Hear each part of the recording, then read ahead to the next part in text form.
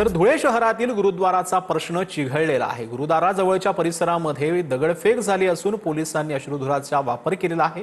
गुरुद्वारातील गादीवर कोण बसणार यावरून हा वाद सुरू झालाय।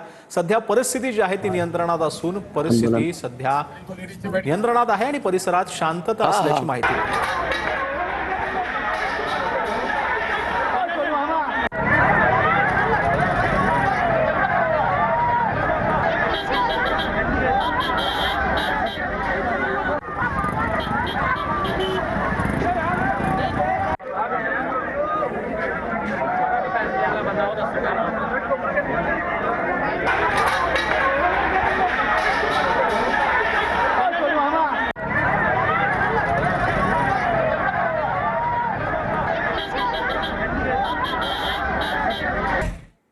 तर राणे कुटुंब कायम एकत्र राहणार असं नारायण राणेंनी म्हटलेलं आहे। नितेश राणे आणि निलेश राणेंच्या राजकीय वादावर नारायण राणेंनी हे भाष्य केलंय। निलेश राणे नितेश राणे दोघंही चांगलं काम करताय।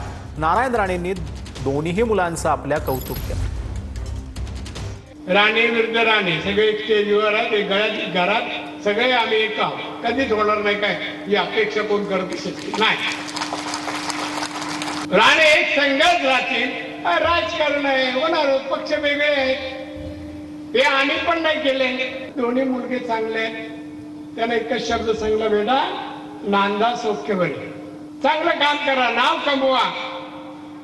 आणि दोनही अतिशय चांगलं काम करतात। निलेश तर चांगलंच काम करतोय, नितेश मेहनत करतोय, फिरतोय, चांगलं काम।